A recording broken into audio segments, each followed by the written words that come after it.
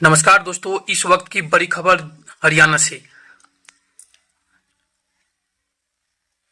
किसान जवान पहलवान। हरियाणा और जम्मू कश्मीर चुनावों में ले डूबा राहुल गांधी की बातों का ओवरडोज। हरियाणा ही नहीं, जम्मू में नेशनल कॉन्फ्रेंस जैसा एक मजबूत साथी समर्थन होने के बावजूद कांग्रेस का वहां से सफाया हो गया है। राहुल गांधी के भाषणों का कितना असर कांग्रेस को मिली जम्मू और हरियाणा में हार से, आइए देखते हैं।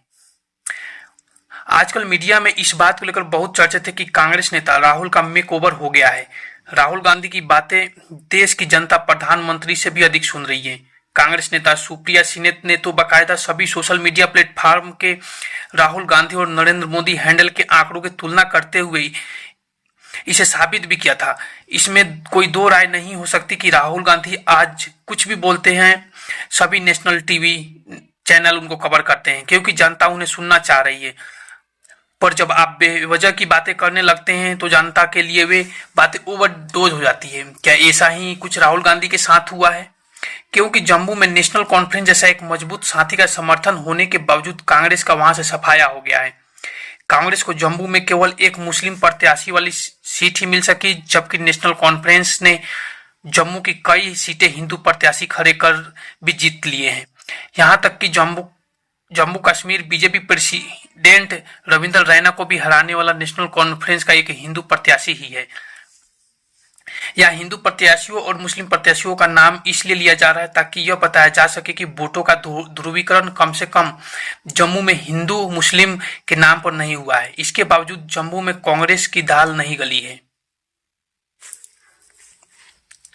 राहुल गांधी ने इस बार के चुनाव में बीजेपी में चुनाव प्रचार के महारथी कहे जाने वाले प्रधानमंत्री मोदी से भी कहीं अधिक रैलियां, सभाएं और रोड शो किया। पर जाट बेल्ट तक में कांग्रेस की हालत खराब रही।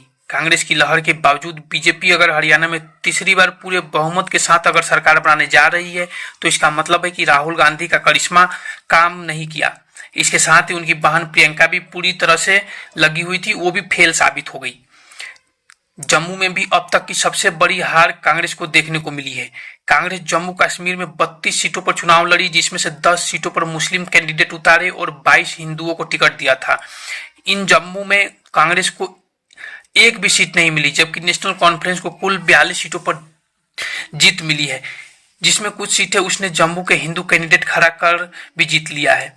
पर कांग्रेस जम्मू से साफ हो गई है। कश्मीर में उन्हें 6 सीटें मिली है, पर वे सभी मुस्लिम कैंडिडेट वाली सीटें आई है। मतलब साफ है कि कांग्रेस की स्थिति बीजेपी से तो खराब रही है, नेशनल कॉन्फ्रेंस से भी खराब रही है। इसका एक और मतलब निकलता है कि जम्मू कश्मीर में कांग्रेस को मिली सीटें भी नेशनल कॉन्फ्रेंस की बदौलत ही आई है। जाहिर है कि हरियाणा और जम्मू में कांग्रेस को मिली हार से राहुल गांधी के भाषणों और मुद्दों को तो टारगेट किया जाएगा।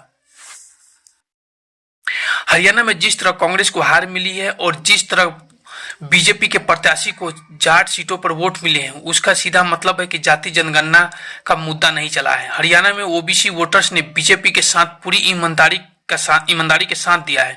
विनेश फोगाट का मुकाबला बीजेपी के एक ओबीसी कैंडिडेट से था।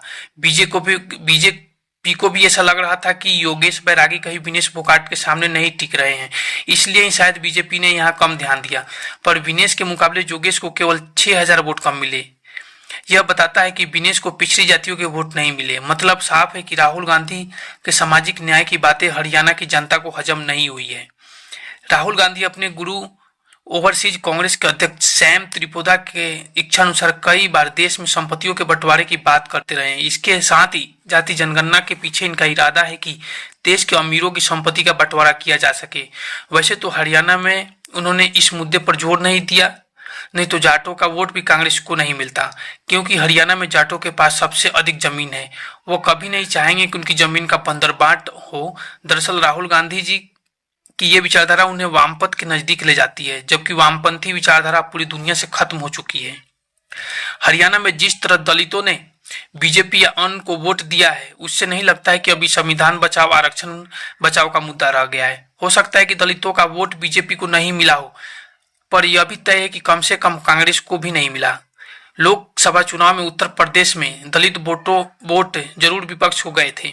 हरियाणा के विश्लेषण से ऐसा लगता है कि दलित वोटों पर प्रभाव इस नारे का नहीं था, इसके लिए यूपी चुनावों की भी फिर से विश्लेषण करना होगा। राहुल गांधी के भाषणों में अब भी अडानी और अंबानी छाए रहते हैं। वो बार बार याद दिलाते हैं कि राम मंदिर के उद्घाटन के समय अडानी, अंबानी और अमिताभ बच्चन दिखे, गरीब, दलित और पिछड़े नहीं दिखे। वो अपने भाषणों में साबित करते रहते हैं कि पीएम मोदी जो भी करते हैं वो अपने दोस्तों अडानी और अंबानी के लिए करते हैं। दूसरी तरफ कांग्रेस सरकार अडानी अंबानी के साथ मधुर रिश्ते रखती है, इसका जवाब वो नहीं देते। हरियाणा में चुनाव के दौरान उन्होंने कहा कि अंबानी के घर में शादी में कौन कौन गया था, आपने देखा, वहां मोदी गए थे पर मैं नहीं गया था। जाहिर है कि अडानी अंबानी की बातें लोगों को अब ओवरडोज हो रही है।